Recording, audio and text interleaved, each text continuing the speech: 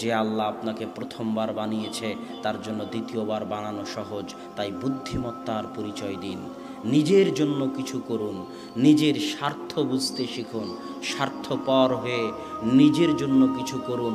সন্তান সন্ততি মানুষজন বাড়িঘর অনেক করেছেন, এবার একটু পরকাল কিয়ামতে নিজের জন্য কি নিয়ে যাচ্ছেন তা একটু দেখুন। এই জন্যই কিন্তু আল্লাহ আপনাকে সৃষ্টি করেছে, ওয়ামা খালাকতুল জিন্না ওয়াল ইনসা ইল্লা লিয়াবুদুন। মানুষ এবং জিনকে সৃষ্টি করেছি শুধু আমার ইবাদত করার জন্য।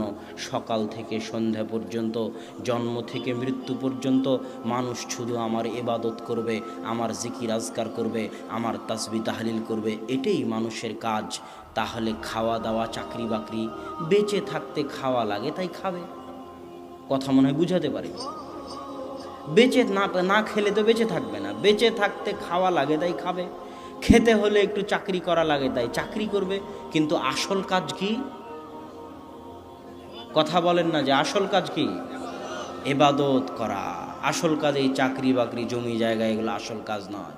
এগুলো বাঁচতে হবে তাই করতেছেন, না হলে মরে যাবেন দুনিয়াতে। বাঁচতে হবে তাই করতেছেন। আসল কাজ হচ্ছে ইবাদত করা, আসল কাজ জিকির আজকার করা। কিন্তু আল্লাহ জানে দুনিয়ার মানুষ 24 ঘন্টা আল্লাহর জিকির আজকার করতে পারবে না। মুসা আলাইহিস সালাম জানতেন দুনিয়ার মানুষ 24 ঘন্টা 50 ওয়াক্ত সালাত আদায় করতে পারবে না। এই জন্য আল্লাহ বলেছেন, ওয়া আকিমিস সালাত লিযিকরি। দুনিয়ার মানুষ আমি জানি তোমরা 24 ঘন্টা পারবে না, তবে অন্তত পক্ষে নিম্ন পক্ষে যে কোনো মূল্যে সারাদিনে 5 বার আমি আল্লাহ আমাকে স্মরণ করিও। আল্লাহু আকবার। স্মরণ করলে আল্লাহর কোনো উপকার আছে তা নয়, স্মরণ করলে আপনারই উপকার আছে। আজকে আমাদের আলোচনার যেটা মূল বিষয়বস্তু, সেটা হচ্ছে আপনি যা করেন না কেন আপনারই উপকার। স্মরণও যদি করেন তো আপনারই উপকার। ইউনূস আলাইহিস সালাতু ওয়াস সালাম যখন মাছের পেটে ছিল তখন তিনি বলেছিলেন, লা ইলাহা ইল্লা আনতা সুবহানাকা ইন্নী কুনতু মিনাজ জালিমিন। আর আল্লাহ বলছেন, ইউনূস যদি মাছের পেটে আমাকে স্মরণ না করত, ইউনূস যদি মাছের পেটে আমাকে মনে না করত, লালাবিসা ফীহি ইলা ইয়াউমি ইউবআসুন, তাহলে আমি ইউনূসকে মাছের পেটে কিয়ামত পর্যন্ত রেখে দিতাম।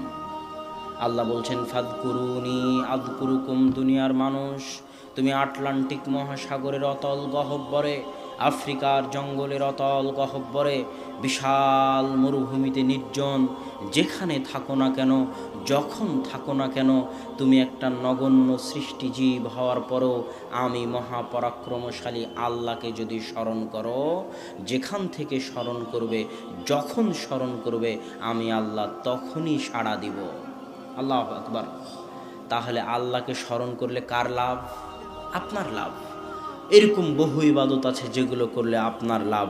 রাসূল সাল্লাল্লাহু আলাইহি ওয়াসাল্লাম বলতেছেন, মান সাল্লা সালাতাস সুবহি ফাহুয়া ফি জিম্মাতিল্লাহ।